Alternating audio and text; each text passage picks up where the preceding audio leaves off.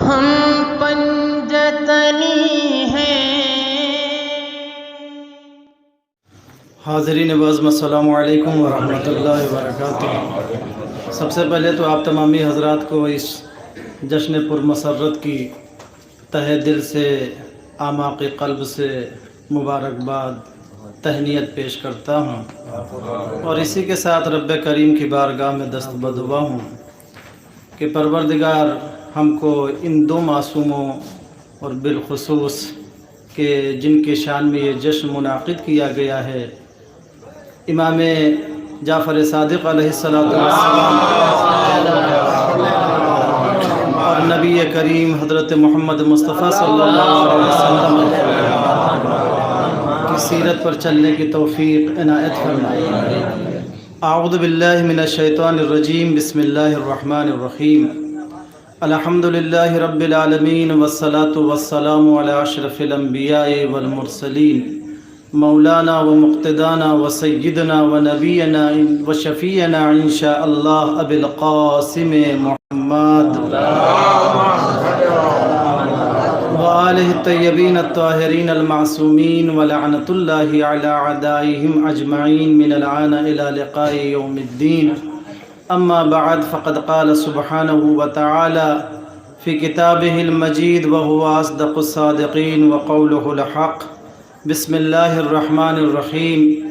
لقد من اللہ علی المؤمنین اذ بعث فیہم رسولا منہم یتلو علیہم آیاتہ ویزکیہم ویعلمہم الکتاب والحکمہ وإن كانوا من قبل لفی ضلال مبین۔ درود پڑھیں محمد۔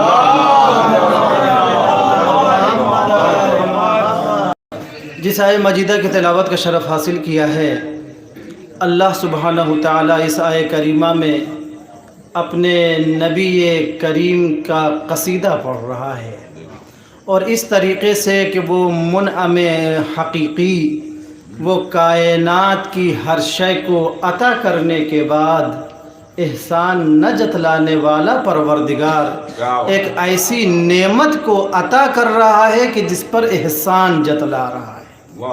اب میں نعمتوں کی دنیا کو گنا نہیں سکتا کہ اللہ نے کتنی نعمتیں انسان کو عطا کی ہیں، کتنی ظاہری نعمتیں انسان کو عطا کی ہیں، کتنی باطنی نعمتیں عطا کی ہیں، لیکن اللہ نے نہ کسی ایک ظاہری نعمت کے اوپر احسان جتلایا، نہ کسی ایک باطنی نعمت کے اوپر احسان جتلایا، بلکہ پورے کائنات کی ذرے سے لے کر کے آفتاب کی خلقت کے بعد بھی اللہ نے انسان کے اوپر احسان نہیں جتلایا، مومنین کے اوپر احسان نہیں جتلایا، بلکہ جب نبی کریم کو خلق کیا تو اللہ کہہ رہا ہے کہ ہم نے یہ مومنین کے اوپر احسان کیا کہ ہم نے محمد مصطفیٰ جیسا رسول بھیج دیا۔ تو پتہ یہ چلا کہ کائنات کی ساری نعمتیں ایک طرف، وجود محمد مصطفیٰ ایک طرف۔ درود پڑھیں محمد علیہ محمد۔ دیکھیے عزیزوں، ان باتوں کو میں نہ پڑھتا، لیکن اگر یہ ربیع الاول کا مہینہ نہ ہوتا، اگر سرکار کی آمد کا مہینہ نہ ہوتا، یہ پورے کا پورا مہینہ سرکار سے منسوب ہے، لہذا کچھ باتیں صرف سرکار کے حوالے سے آپ کے سامنے بیان کرنا چاہتا ہوں۔ درود پڑھیں محمد و آل محمد۔ تو جب اللہ اپنے نبی کی کائنات کی میں آنے کی بنا کے اوپر نبی کی آمد کو اللہ عظیم ترین نعمت سے تعبیر کر رہا ہے، تو مسلمانوں کو ہوش میں آنا چاہیے، عقل و خرد کے ناخون لینا چاہیے، نبی کی عظمت کو درک کرنا چاہیے، نبی کی معرفت کو حاصل کرنا چاہیے۔ بے تکے، بیہودہ، معیار سے گرے ہوئے ایسے اوچھے سوالات کہ جو کسی شریف انسان کے اوپر زیب نہ دیتے ہوں، وہ نبی کریم کے اوپر کیسے زیب دے سکتے ہیں؟ اور پھر غضب تو یہ ہے کہ الزام خود لگاؤ اور کہہ دو کہ کرتے یہ ہیں۔ کہتے یہ ہیں کہ صاحب نبی خاتی تھے، نبی نعوذ باللہ خاکی تھے. یہ نبی کا خاکی کہنا حقیقت میں عقیدت کی مدار پر خاک اڑانا ہے. اس کے بعد کہتے یہ ہیں کہ نبی تو ہمارے جیسے تھے. نعوذ باللہ نستجیر باللہ. یہ نبی کے اوپر الزامات خود عائد کرتے ہیں اور کہتے ہیں کہ صاحب مانتے آپ نہیں ہیں, نبی کو مانتے آپ نہیں ہیں, سب کچھ کہتے آپ ہیں اور اس کے بعد نبی کو مانتے ہم نہیں ہیں. تو ہمارا بھی دنیا جواب سن لے کہ ہاں ہم اس نبی کو نہیں مانتے, اس نبی کو تسلیم نہیں کرتے کہ جو نبی تمہارے جیسا ہو, بلکہ ہم تو اس نبی کو مانتے ہیں کہ جو نبی کائنات میں بلکہ کل کائنات کے آنے کا ذریعہ ہو. بڑے محمد والے محمد کا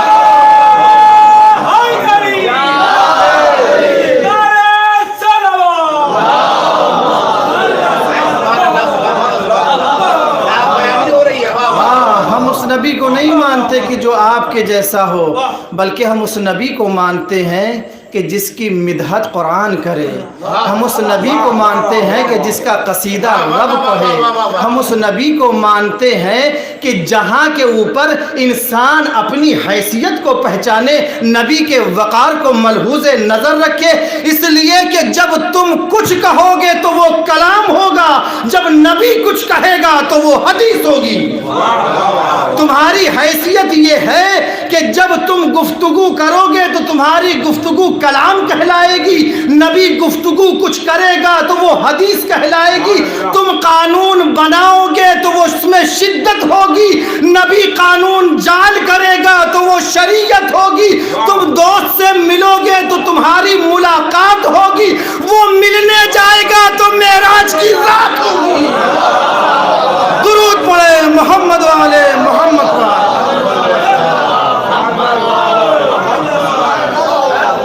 لہذا قرآن میں ایک آیت انہوں نے دیکھی اور میں آپ کے سامنے بیان کروں. یوں تو آپ نے دکان اور ہوٹلوں کے نام غریب نواز بہت دیکھے ہوں گے. آئیے قرآن کی ایک آیت دکھاتا ہوں کہ جو غریب نواز آیت ہے, اور وہ آیت کیا ہے؟ قل انما انا بشر مثلکم یوحا الیہ. اے میرے حبیب آپ کہہ دیجئے کہ میں تمہارے جیسا ایک بشر ہوں اور میرے اوپر وحی الہی کا نزول ہوتا ہے. اور جب انہوں نے اس آیے کریمہ کو پڑھا تو انہوں نے اس آیے کریمہ کے پڑھنے کے بعد نبی کو اپنے جیسا کہنا شروع کر دیا. اب دیکھیے عزیزو, مسئلہ کہاں سے خراب ہوا. قرآن مجید کو اگر پڑھنا ہے تو قرآن مجید کو پڑھو, آیت کی تفسیر آیت سے پوچھو, ما بعد کو ما قبل سے ملاؤ, ما قبل کو ما بعد سے ملاؤ, سیاق کو دیکھو, سباق کو دیکھو, شان نزول کو دیکھو, تو پتہ چلے گا کہ آیت کب نازل ہوئی, کہاں نازل ہوئی, کس تناظر میں نازل ہوئی, کیوں نازل ہوئی. یہ آیت جو نازل ہوئی ہے وہ مکے میں نازل ہوئی ہے. کب نازل ہوئی؟ کہ جب کفار و مشرکین نبی کے راہ میں کانٹے بکھیر دیا کرتے تھے, گردن میں لا کر کے اونٹ کی اوجھڑی کو ڈال دیتے تھے, نبی کریم کو اذیت کرتے تھے, مٹھیوں میں بھر بھر کر کے رمل اور خاک اڑاتے تھے, مجنون اور دیوانہ اور پاگل کہتے تھے. تو اللہ نے کہا کہ میرے حبیب ان سے کہہ دو کہ میں تمہارے جیسا بشر ہوں. کیوں؟ اس لیے کہ کم از کم اگر تم ہم کو رسول نہیں مانتے تو اپنے جیسا بشر تو مانو. اگر تم مجھے اپنے رسول نہیں مانتے تو اپنے جیسا بشر مان کر کے ہمارے ساتھ یہ خلاف انسانیت سلوک تو نہ کرو. تو پتہ یہ چلا کہ اللہ نے بشر کہنے کو نبی کے لیے اجازت دی ہے, مگر مسلمان کو نہیں دی ہے, کافروں کو دی ہے.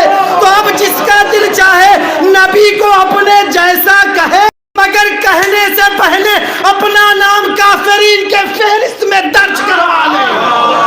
درود پڑھے محمد والے محمد پر.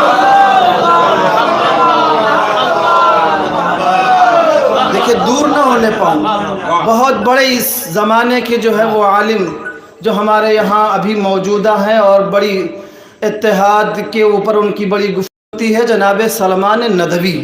ان کی کتاب رحمت للعالمین, اس کو آپ اٹھائیے اور مطالعہ کریں، دیکھیں جو ہے وہ 20 منٹ کا واقعہ 2 منٹ میں آپ کو سناتا ہوں۔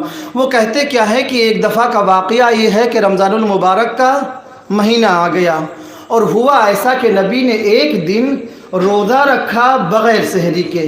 وقت افطار آیا تو انہوں نے افطاری بھی کچھ نہیں کیا، ویسے ہی پھر آیا تو پتہ چلا کہ پہلا روزہ گزر گیا بغیر سحر کے، بغیر افطار کے۔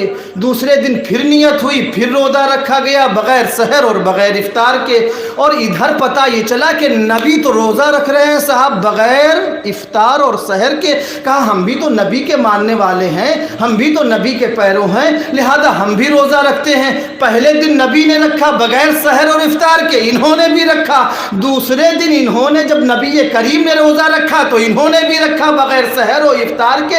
اب جب تیسرا دن آیا تو حالت ان کی خراب، حالت ان کی ناگفتہ بہ۔ ادھر سے جناب سلمان فارسی کا گزر ہوا، دیکھا کہ نبی کے بزم میں بیٹھنے والے یہ بالکل سے نڈھال، ایک مرتبہ چہرہ دیکھ کر کے پہچان گئے، پوچھتے کیا ہے کہ آخر ماجرا کیا ہے، آخر تمہارے اندر ذوف و نقاہت کیوں ہے؟ کہا اس لیے کہ میرا نبی روزہ رکھ رہا ہے بغیر سحر و افطار کے، یہ کیسے ہو سکتا ہے کہ میں بھی جو ہے وہ روزہ رکھوں اور وہ افطار کر لوں، سحر کر لوں؟ لہذا ہمارا بھی روزہ چل رہا ہے بغیر و سحر و افطار کے۔ ایک مرتبہ جناب سلمان فارسی پہنچے نبی کریم کے گھر، اور پہنچنے کے بعد جب بزم رسالت میں پہنچ گئے تو ایک مرتبہ کہتے کیا ہے کہ یا نبی اللہ، آج تیسرا دن ہے اور آپ کے کچھ صحابہ ایسے ہیں کہ جو بغیر افطار اور سحر کے روزہ رکھ رہے ہیں۔ ایک مرتبہ نبی کریم نے ان صحابہ کو بلوایا اور بلانے کے بعد کہتے کہ ہے کہ یہاں کے اوپر آؤ، ارے کیا تم لوگوں نے اپنے کو مجھ جیسا سمجھ رکھا ہے؟ اس لیے کہ اگر میں نہ کھاؤں پیوں تو میں زندہ رہوں گا، تم نہیں کھاؤ پیو گے تو مر جاؤ گے۔ اب شاید ہو سکتا ہے کہ کسی کو جو ہے یہ بات تھوڑی سی گرا گزرے کہ نبی کھائے اور نہ پیے تو جو ہے وہ مشکل ان کے لیے پیدا نہیں ہوگی۔ دیکھیے نبی کا جو کھانا ہے وہ پانی ہے، وہ ایک مصلحت کے بنا کے اوپر ہے۔ نبی کو کھانے پانی کی ضرورت نہیں ہے، بلکہ کھانے اور پانی کو ضرورت ہے کہ وہ نبی کے لبھائے مبارک سے مس ہو جائے، اس لیے کہ جو مس ہو جائے گا وہ حلال ہوگا، جو نبی کے لب تک نہ آنے پائے گا وہ حرام ہوگا۔ جو نبی کے لب سے لگ جائے، دہن سے لگ جائے وہ حلال، جو نبی کے لب سے نہ لگے وہ حرام۔ تو نبی کو کھانے اور پانی کی ضرورت نہیں ہے، کھانے اور پانی کو حلال و حرام ہونے کے لیے دہن نبی کی ضرورت ہے۔ اب عزیزو بات بہت دور تک کے جائے گی، سوچنا آپ کا کام ہے۔ مسئلہ یہ ہے کہ نبی نے جس کو لگا لیا اپنے دہن سے، نبی نے جس کو لگا لیا، نبی نے جس کو لگا لیا، نبی نے جس کو اپنے منہ سے لگا لیا وہ حلال، اور نبی نے جس کو اپنے منہ سے نکال دیا، بھگا دیا وہ حرام۔ درود پڑھے محمد والے محمد پر۔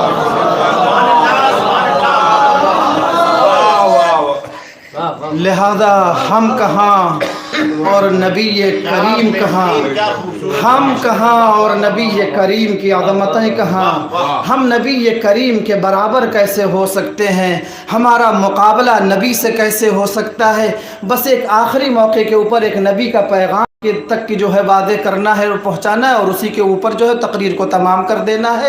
قرآن مجید کا جب نزول ہوا اور نبی کریم نے قرآن مجید کو لا کر کے لوگوں کے سامنے پیش کیا تو لوگوں نے قرآن مجید کو ماننے سے انکار کر دیا۔ خود قرآن مجید اس بات کی حکایت کر رہا ہے کہ ایک مرتبہ لوگوں نے کہا کہ اگر یہ قرآن من جانب اللہ ہوتا، اگر اللہ کی طرف سے ہوتا تو یہ یتیم عبداللہ کے اوپر نازل نہ ہوتا، کسی عظیم کے اوپر نازل ہوتا، کسی کروڑ پتی مکے کے انسان کے اوپر نازل ہوتا، کسی دولت مند اور سرمایہ دار انسان کے اوپر نازل ہوتا۔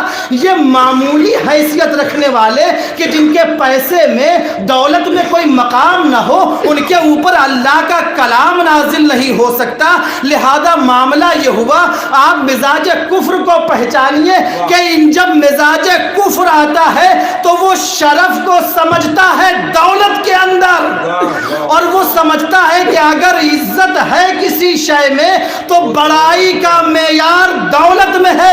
اللہ نے کہا تو صحیح، تم یہ کہہ رہے ہو کہ اگر قرآن کو نازل ہی ہوتا اور اللہ کے طرف سے ہوتا تو کسی عظیم کے اوپر نازل ہوتا، تو آؤ ہم اس قرآن کو نازل کر رہے ہیں، عظیم کے اوپر ہی نازل کر رہے ہیں۔ قرآن نے بڑھ کر کے آواز دی، آواز کیا دی؟ وَإِنَّكَ لَعَلَىٰ خُلُقٍ عَظِيمٍ، اے میرے پیغمبر آپ اخلاق کے عظیم مرتبے کے اوپر فائز ہے۔